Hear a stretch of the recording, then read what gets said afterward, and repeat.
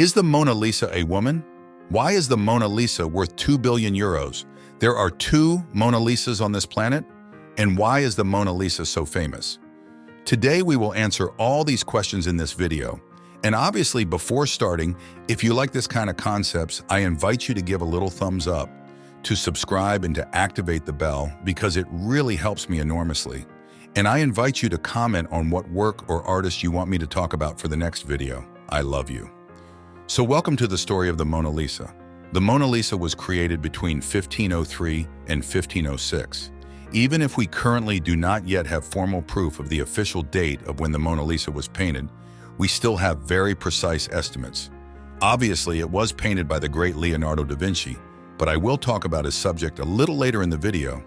The Mona Lisa is a painting measuring 79.4 centimeters by 53.3 centimeters.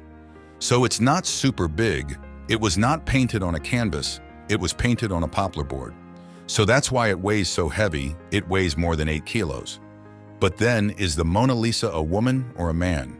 Is this a self-portrait? Or Leonardo da Vinci's mother? Is this Isabella of Aragon, Duchess of Milan? Nay. After much and much research, we finally know who the Mona Lisa or Mona Lisa really is. The Mona Lisa would be Lisa Gerardoni del Giocondo, wife of Francesco di Giocondo. Giocondo in the feminine becomes Giocondas, which will become the Mona Lisa in French. Well done, well done, well done. You now almost know the beginning of the story of the Mona Lisa, which is so fascinating, and which has gone through so many stages, you are not going to believe it.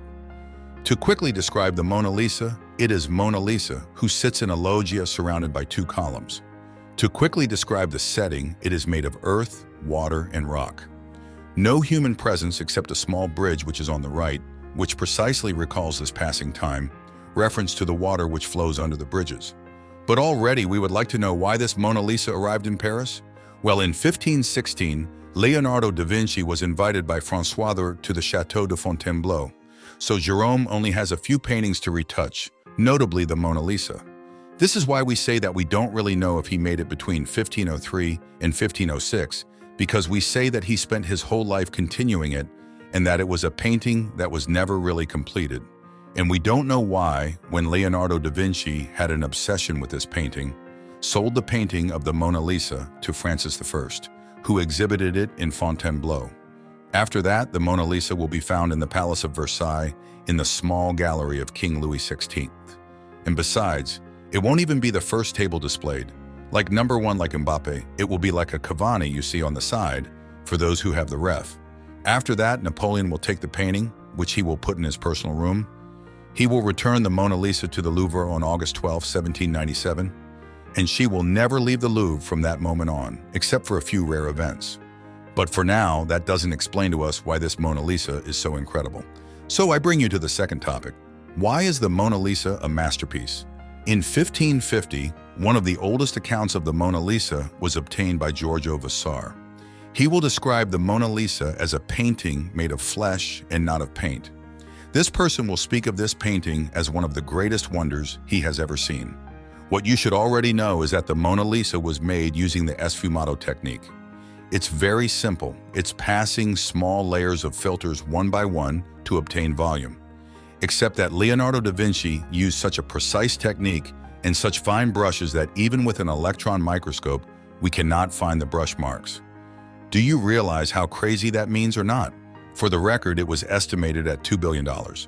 But obviously, if it was worth $2 billion, Elon Musk would have bought it. It would no longer have any value. It is unsaleable, but is estimated at 2 billion euros. But obviously, that's an estimate, which obviously makes it the most expensive painting of all time. But it's not for sale, that goes without saying. But why is this painting inimitable? There is a robot that can understand human emotions. For example, thanks to the position of Taurictus, we have cited ourselves as angry, happy, or sad. And in 2005, Dutch researchers used this robot on the Mona Lisa. And what we're going to see is pretty crazy. The Mona Lisa is 83% happy, 9% disgusted, fearful at 6%, and neutral at 1%. And the crazy thing about this painting is that all the greatest artists have tried to get close to this painting, but none have passed the resemblance test. Because in all the paintings we've seen, there's always something wrong. There's always something weird. And precisely, no one has managed to recreate these emotions 100%. And all the greatest artists on the planet are tried there, and the painting is 500 years old. But nothing is happening. No one can get anywhere near it. And that's why they say that Leonardo da Vinci spent more than 10,000 hours on this painting. And more than 10 years, because they say that from 1503 to 1506, he potentially completed it. But he had such an obsession with this painting that he was never able to finish it. And even those students who learned the technique of sfumato from Leonardo da Vinci never managed to get close to it. And that famous sideways glance, everyone knows it. Wherever we stand, the Mona Lisa looks at us. A fixed gaze is a gaze at 0 degrees C, but the look of the Mona Lisa is a look at 5 degrees C. That is to say, it looks at our ear. So that means that wherever we are in the room, the Mona Lisa will look at us. And that's also why this painting is so immersive. And this painting also is not only a talent or an ultimate technique, it is also a context. Leonardo da Vinci will be the first artist to make a smile on a painting. Even if in 1470, Antonello de Messine painted the smiling man. Except for pity's sake, look at the face he has. Great cringe. There you go, he's going to totally screw this up. So precisely, Leonardo da Vinci will create a real smile. There, it's a grin. It looks like he's pooped. So this painting is a painting of technique, but also of happiness. What does this painting represent? It represents Francesco del Giocondo's wife who is happy. Why happy? Because it was her husband who gave her this gift. And why will Francesco give his wife a gift? Because he thanks her for having given him 2 wonderful children and for being in a family full of love. But it's all well and good to talk about Leonardo da Vinci as one of the greatest artists of all time. But who really is Leonardo da Vinci? If you want a video on who Leonardo da Vinci was, I invite you to tell me in the comments. It will be my pleasure. Who is Leonardo da Vinci? He was born on April 14, 1452 in Vinci, Italy, and died on May 2, 1519. He didn't really have any formal education, but his father taught him to read and count, and what will help him in his future life. For the anecdote, he became an apprentice in the workshop of the famous painter and sculptor Andrea del Verrocchio in Florence. There is even a legend which says that his teacher, seeing him, decided to stop sculpting and painting because he was so strong. It's only a legend, but I remind you of the little sketches he made. These are quick little sketches. The guy who invented helicopters, he invented submarines. The guy is a genius. He is very curious and touches everything, whether it is mechanics or human science. He designs weapons and flying machines. He is also considered the precursor of the Renaissance and the modern scientific spirit. And he is also an exceptional painter where he really seeks to reproduce emotions. By precisely this technique of sfumato, which is to add layers of light little by little, he met and influenced great artists like Raphael and Michelangelo. And the brother wasn't just a painter, he was an architect, engineer, doctor, and scientist.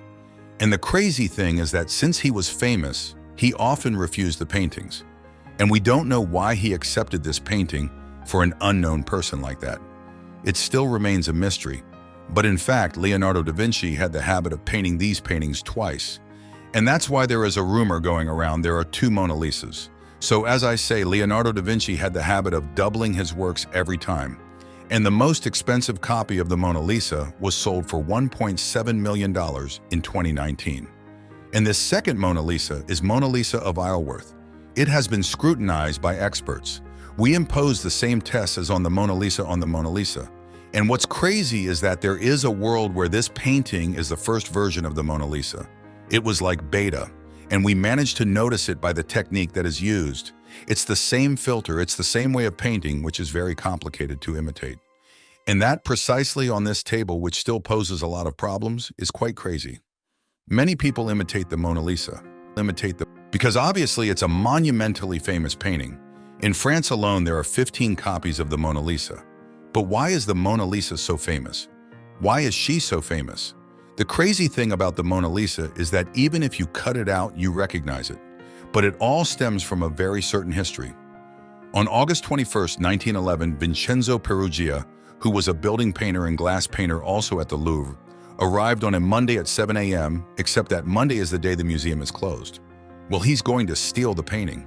He takes the frame, removes the frame, and puts the board under his overalls.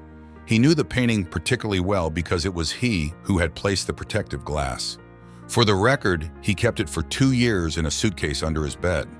The guy puts her under his bed for 2 years. And obviously, from the moment it was stolen, the whole world is talking about it. This is precisely what will put the Mona Lisa as the most sought-after painting in the world, because someone stole it. Finally, it's crazy we stole the Mona Lisa from Normandy, but he was going to be screwed in 1913, 2 years later when he sold it. Because obviously the buyer recognized it, the Mona Lisa. And you know what his excuse was to the other one? This is because he wanted to return the painting to Italy. Well, yes, of course. Do you want to return the painting to Italy? He just wanted to make money. That's it. We're going to speak French. It's a way of catching up with the times. And you know the even crazier story of why he stole the Mona Lisa and not another painting. Because it was small enough to fit in a suitcase. That's why he stole the Mona Lisa. Please find a more relevant reason.